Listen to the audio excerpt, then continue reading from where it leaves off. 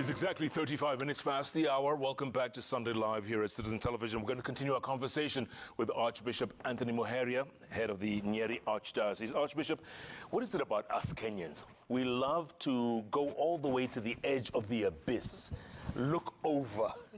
Maybe we don't like what we see and then pull back. What is it about us? That's a very good question. I wish I could really give a good answer. But I think Kenyans we are rather strange people. I'll use that word because we've seen what happens to all our neighbors when they go into this kind of chaos. But we don't seem quite to learn. A few things that I think we need to get right. Kenyans, as we've seen, just to look at Shakahola, are tremendously gullible. We suffer from some sense of such of messianism, some guy to come and save us. And whoever sells some strange story or way of action so that I may get myself relieved, I may get what I have so much longed for, really convinces us so easily. So we are very gullible and therefore slightly volatile, I would say. But I also think, besides that, we Kenyans seem not to want to engage ourselves with good. Even our things, we spotlight the evil, the ills. So we bash ourselves so much. We're always saying we're a bad country, things are not working. And when people come, they tell you, hey, you have a wonderful country, things are going very well. So I feel that we have been somehow wired a little bit pessimistically, and therefore any pessimistic view gets a bit of resonance with us. But maybe deeper, while we claim to be religious, I do not believe that we Kenyans really follow deep-seated principles. And it's just driving on the road tells you that people don't respect one another, which is really the basic principle of any religion: love, respect. So I think we live a double life somehow, that we claim to be religious, that we go to worship, that we do a lot of good things that refer to God, but deep down God doesn't have a place in our hearts. So when a politician speaks the way we hear them speaking, and then I ask myself, does that man have God or that woman have God in their heart when they're speaking like that to their neighbor? I don't have a good answer. When a Kenyan is ready to throw a stone to another Kenyan because he has a car, or a Kenyan is ready to enter into someone's shop because he has a little more than that, I also don't have an answer. And also, when we don't care for the poor. So I think a Kenyan is we need to recover the true Kenyan. We need to recover the true Kenyan. But beyond that, maybe it's a good moment to just plead with our Kenyan people that the life of a Kenyan is worth so much, that our country is worth so much, that we really must treasure what God has given us. Is really the way we have been praised by all the African countries. It's something we must hold dear. But is not Kenya a lifeless kind of nation or lifeless object? Kenya is people. It's you, Jeff, it's me, it's you, Vicky. It's that I must love and respect the treasure that each other is. And then that means we are then able to work together. We are so different. We have different political positions. We have different aspirations, different religions, creeds, but still there is some fiber that keeps us together. And that fiber is the one which is loosened, is getting lost by all this cacophony, by all these new songs and drums of war. And the Kenyan seems to love too much these rhythms without knowing what song we are singing. And this song is not a good song. The song of violence is not a good song. And the song of hatred is not a good song. Hatred breeds very soon seeking people to hurt. And very soon the heart brings death. And that's what we've seen in Shakahola. That's what we've seen in Lodiani. And I think we have become numbed, a bit numbed to really the plight of people, to empathy. That death doesn't seem to shudder us. We seem, like 400 people have died in Shakahola. We don't have not even one answer. And then we just say, okay, that's very interesting. Now, please serve me the water. please serve me the tea. It's not a non-issue. This is amongst the leaders, this is amongst us, even amongst the religious leaders. So I think Kenyans must recover their soul. And that soul is their conscience. And it's not just speaking religiously. I just think that we must recover our humanity, because that's what has been eroded tremendously. I can only insult someone who I have dehumanized, because if he is my he's my brother and she's my sister, I won't just treat her like dirt. So I think it's a chance today, and it's a chance even with all the difficulties that we have, to huddle together like little children when it's cold. We are all suffering, but let's huddle together and we get a little warmer and find a solution. But let's not now fight over the blanket. Let's not tear the blanket. Let's not tear the country apart. We are steeped on just pitting the leaders one against the other. Let's change the script. It's not about who is a leader. It's not about which political party. It's about us. It's about life. And it's about that we are Kenyans, and we must really safeguard it. If only that would come down all the way to the leadership, from the president to all the leaders, to each one who has been given that, to us, we who are down there, the lead, the citizenry. If that comes through, then we will have a tremendous Kenya. Different, diverse, various political, allowing dissent, allowing other opinion, and we'll be good. We're good to go. Archbishop, you know, we saw the efforts to have bipartisan talks fall through not too long ago. Yes. If we were to get both sides of the political divide back to the table, what form should those talks actually take? My thoughts, and I don't think I'm an expert, I'll just give an opinion. My thoughts is that those talks should first not focus on individuals. Our politics should now cease being person-driven, away from the individuals and the persons. Those talks should speak about, can we work towards improving the plight of the poor? First, the cost of living. What is it? Because opposition should hold government accountable, should ask the questions. Why has the fuel gone up in 1 year, 80 shillings? How come the unga is now at 220? And we had promised it to be down there. So those are questions.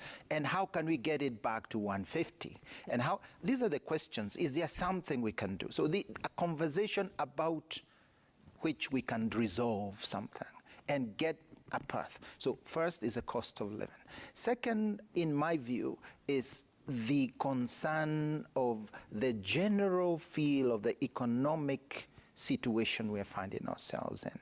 It's across the world, it's global, but it touches our Kenyans, and especially those in the lower economic bracket, much more. The fact that, for example, I just think that the leadership sometimes loses touch with the ground, that the increase of fuel means increase of fare, and that 100 shillings increase of fare per day is 1,500 for a poor worker. And that's what you pay in a little room up there in Kangemi. And up there is 2,500. So I think we have to break it down to what does it mean, what we are doing, how is it hurting the Kenyan, and especially the one in the lower bracket. The talk should be that. The talk should also be ways of reforming so that we don't end up here.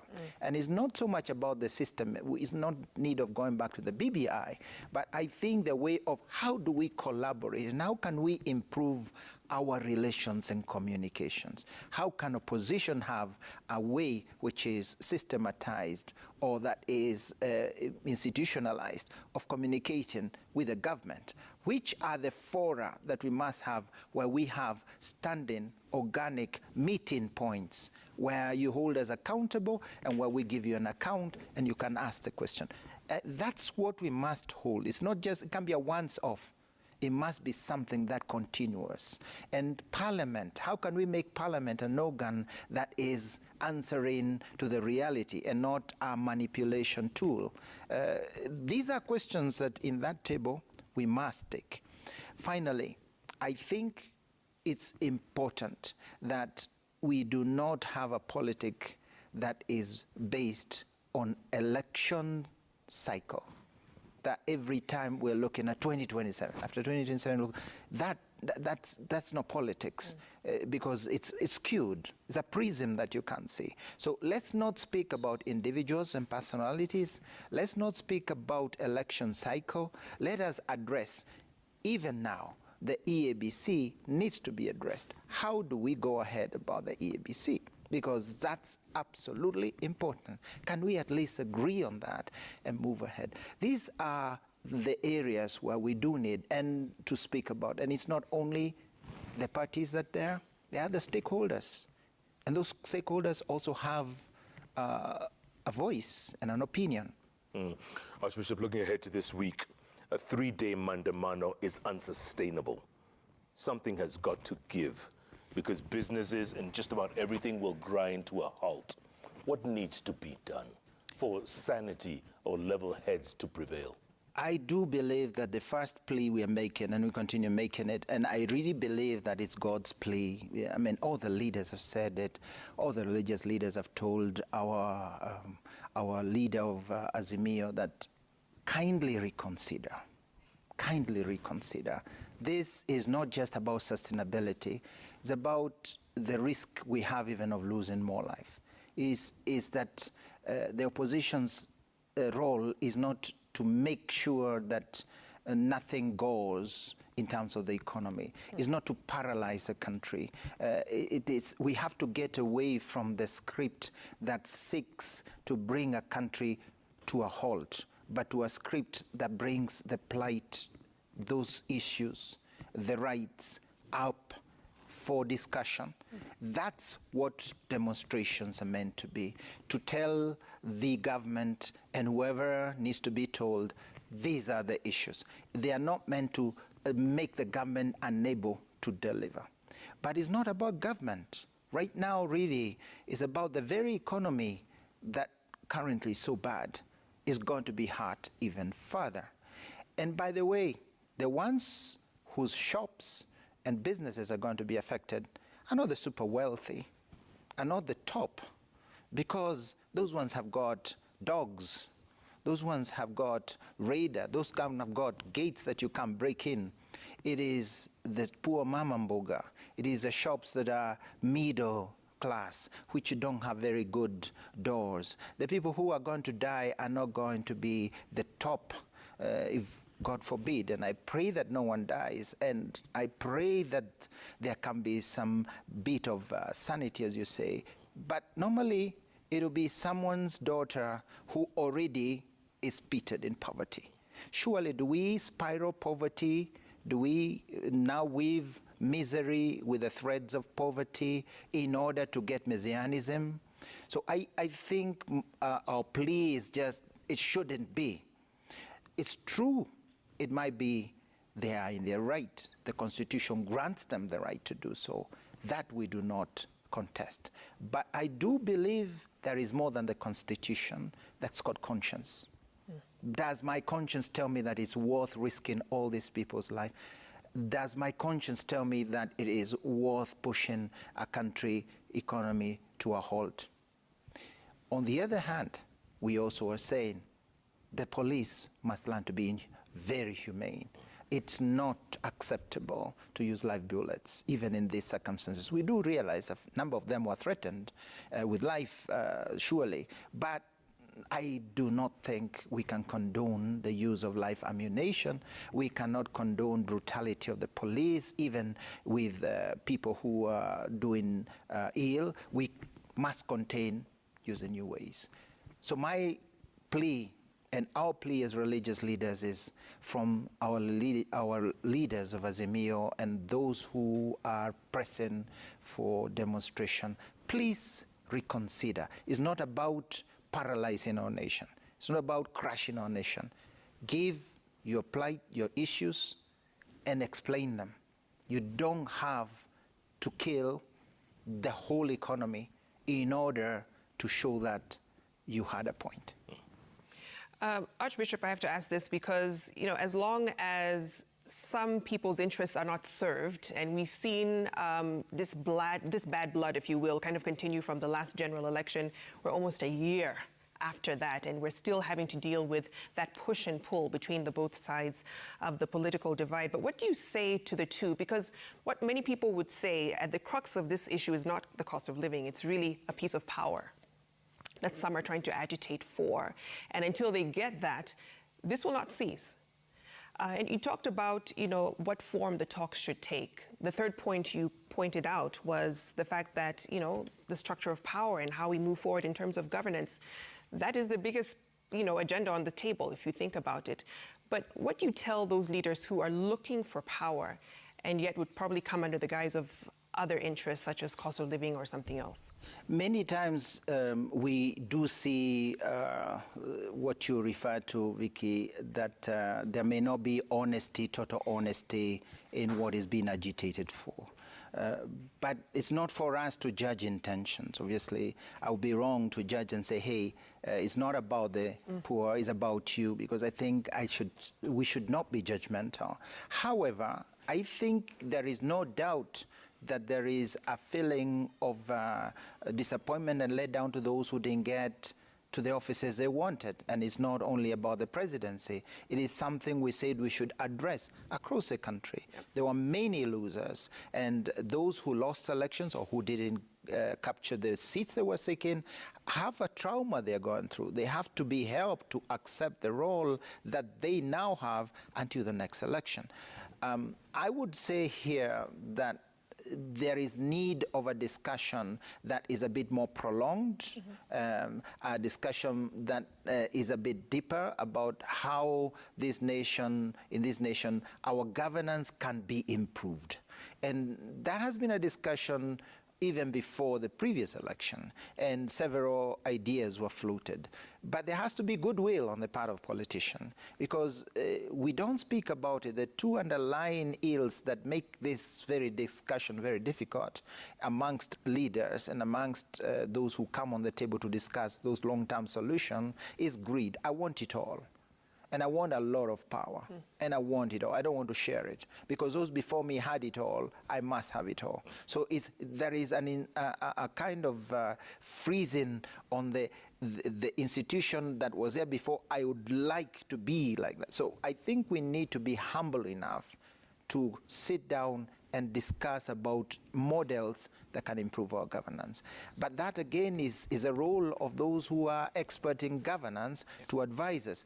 We as church and as religious leaders actually feel that that discussion is more about the discussion that the center of all politics must be, how do we serve the Kenyan and especially the poor? Because if we don't have that, the sharing of power is merely self-serving for the leaders. I move off, musical chairs, there's a new leader, I have my turn, but really we don't have that concern. Yeah. We must touch ground. We must know how at the ground people are feeling. And that's why today we plead also for the government to listen to the plight of the Kenyans. We spoke about it in the finance bill. And the finance bill needed to be tweaked because it is hurting very badly the Kenyan who is down there in the lower bracket. But the silence or the ignorance, I think we need to talk a lot even about how we lead, not by decree. This is the other thing we are saying, that anyone in government makes declarations. Yep.